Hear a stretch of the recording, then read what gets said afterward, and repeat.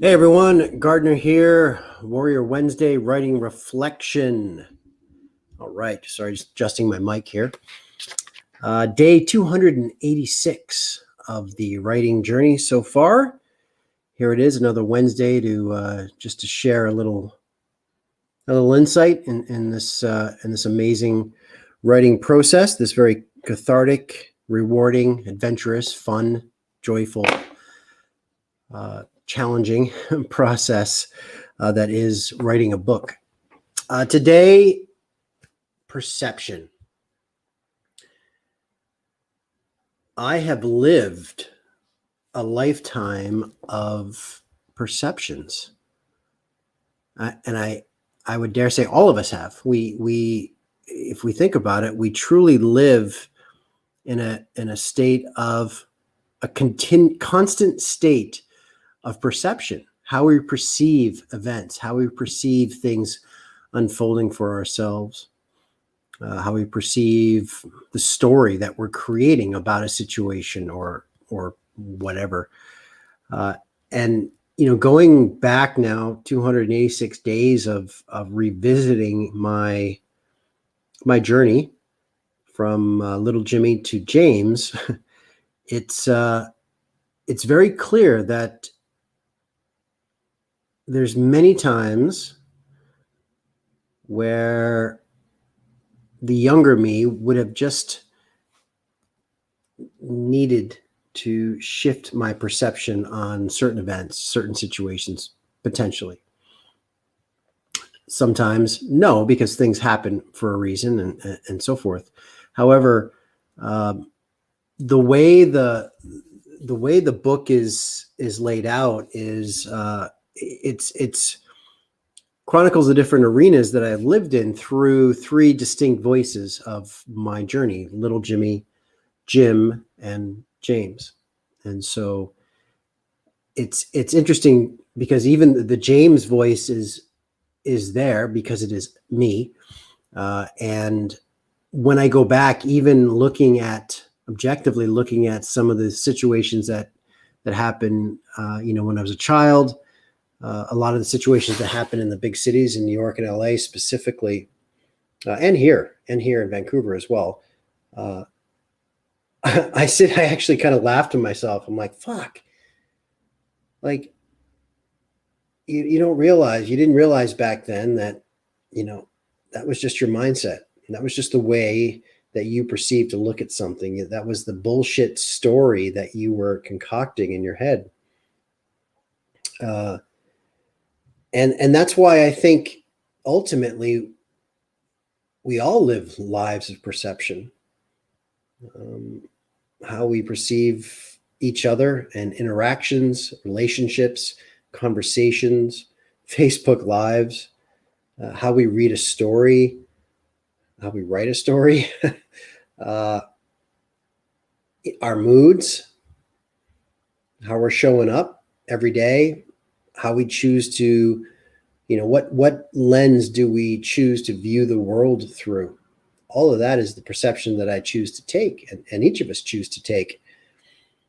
And it was interesting because this was spurred on the writing that I've been doing today, because I'm in my rewrites. Is a scene when I first moved up here from LA. So just to move up here, and of course, 14 years in the big city, and I moved to Vancouver Island for a short time just to kind of get our bearings grounded. Nothing but a U-Haul trailer and full of shit, and towing a car.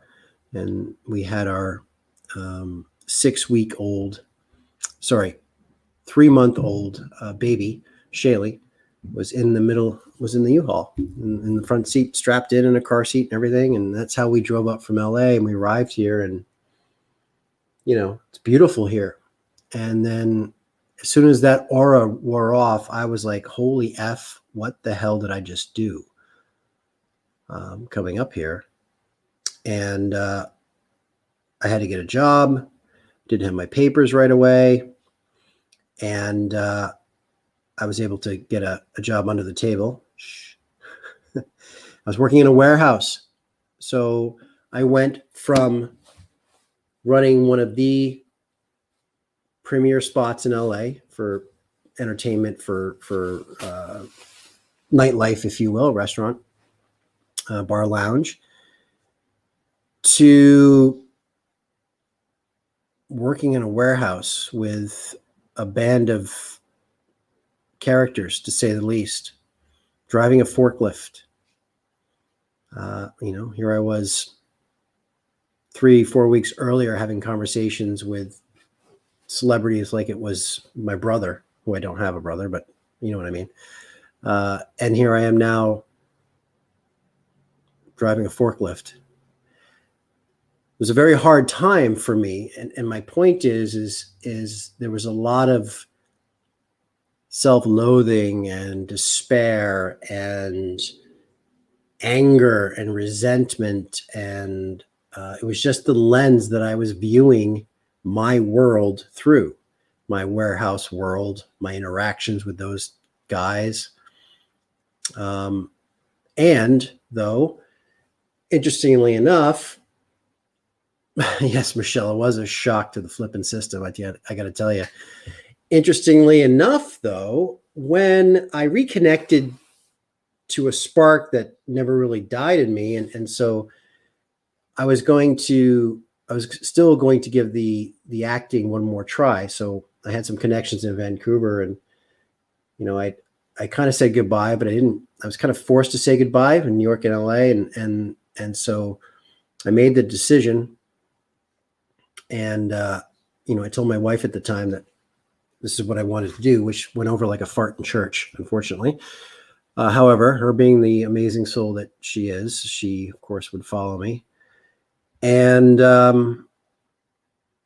we were going to go as soon as my work papers came in.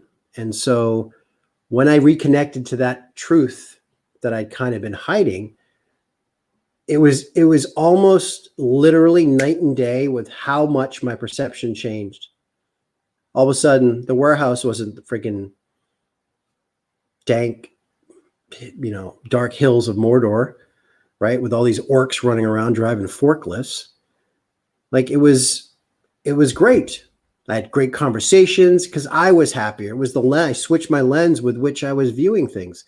These island of misfit toys, as I called some of my coworkers, became kind of, the Robin Hood band of merry brothers. Like it was fun. And then of course my self-loathing disappeared, and I became inspired. And I always talk about inspired action, and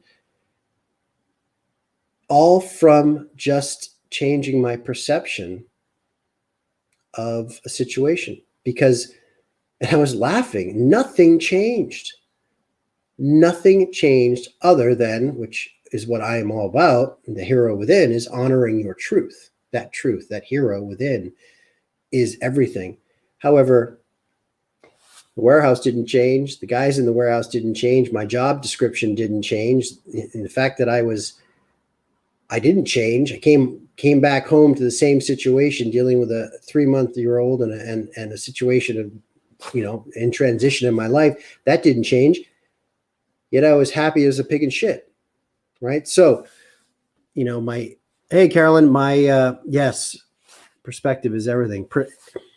Perception of anything is everything. Perception of anything is everything, gang. And there's more times, of course, like going back this whole journey, these 286 days. That's all I've been doing, is kind of reconnecting to moments, looking at how younger versions of myself viewed situations that arose in my life. So my shield moment takeaway from this writing reflection for you is asking, well, first off, have you lived a life of perception? And think about that moving forward, because every single choice that we make, there's a perception of that choice. How do we perceive the very next step? How do we perceive ourselves when we wake up in the morning? And be mindful of that. And perception of anything is everything. All right. Love you guys. Mad love to the courageous. That's my day 286 share on this wonderful, mystical, magical journey. And I have another half an hour, 45 minutes to write. I'm going to get back to some writing before I get on my last call of the day. All right. Talk soon. Cheers.